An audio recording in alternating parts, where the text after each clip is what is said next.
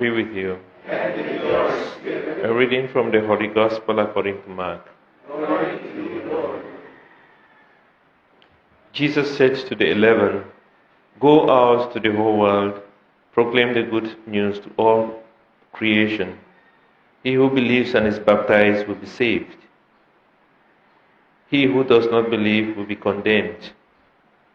These are the signs that will be associated with believers. In my name they will cast out devils. They will have the gift of tongues.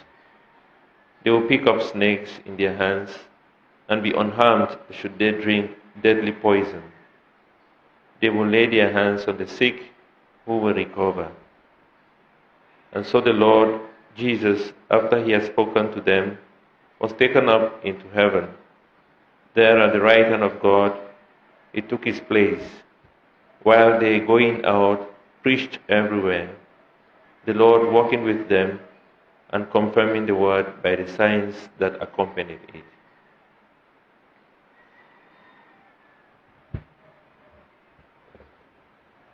The Gospel of the Lord. Praise to you, Lord Jesus Christ. So today we celebrate the feast day of Saint Mark, who is not actually one of the apostles. He was not chosen by Jesus as one of the 12, but because of his close association with Jesus. You would know that from his Gospel, and also his close association with Peter, he would be considered as an apostle, a great apostle and an evangelist, because one of his Gospels, his Gospel would be considered one of the canonical books that have been approved by the Church as being one of the Gospels. So we honor him today as an apostle, not because he was chosen by Jesus, but because of his close association, his close companionship with Jesus and with the apostles, especially with the apostle Peter. And this is actually the end of his gospel, how he ends his gospel in chapter 16. He has only 16 chapters. He talks about the commissioning, the commissioning of the apostles. And he says, Jesus told them, go out to the whole world. And that is the underlining thing about the mission of Jesus. Everything that Jesus did in this world was aimed at saying these words, that at the end of it, he is going to hand over to the apostles. He's going to hand over to his followers. He says, go out and proclaim the great news, the good news, the gospel. And what is this gospel? That he came, God became man, he died, he's risen, and you are witnesses to all these things. Therefore, go and proclaim the good news. And like I said a few days ago, after the experience of the resurrection, there was nothing that could stop the apostles from doing what they were doing.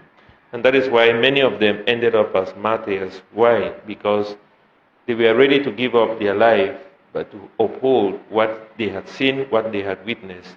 And Mark being one of them. That is why we celebrate him today as a martyr. So, and he said, you must go and baptize. You must baptize them. And then those who are baptized and they believe, who believe and they are baptized, they will be saved. And these are the signs that are going to follow those who are saved. In my name, they will cast out devils. They would hold snakes. Even if they are stung by snakes, they will be unharmed. Even if they drink poisonous substances, they will remain unharmed. When they lay their hands on the sick, they will be healed again. And this is the commissioning, and this is what it means to become a Christian. That Jesus does not only commission us. He doesn't only say you do this, but he says that the things that I've been doing, you also do. You will lay your hands on the sick, and they will be well. And this we can take in as sacraments which the Church has given us, the sacraments of healing, the sacraments of confession, the sacraments of confirmation, which Jesus actually confirmed.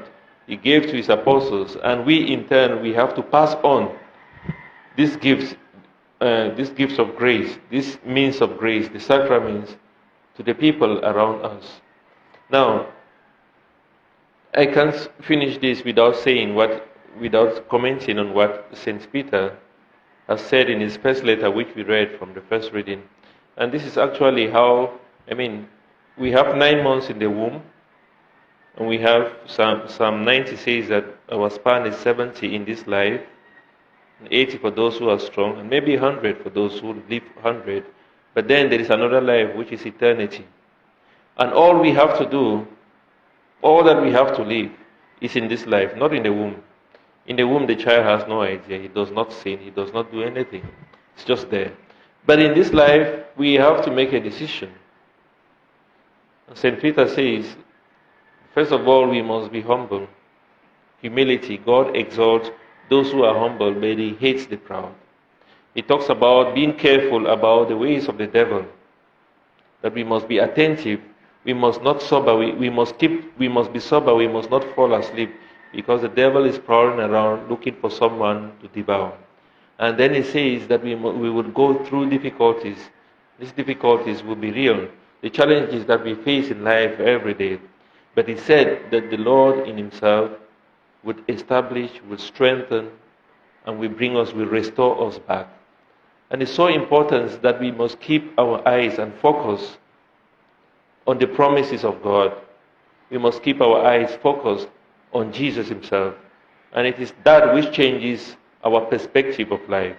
When we keep our eyes focused on Jesus, then even when difficulties come, we will keep our eyes there. Even when challenges come, we will keep our eyes focused on Him. Even when we hold on to some addictions, we have to drop them because of Him. And that is what the apostles did.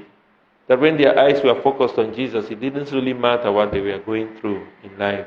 It didn't matter the bodily pains, the spiritual pains, all the emotional difficulties that they went through, the persecutions that they went through. They held on to Jesus.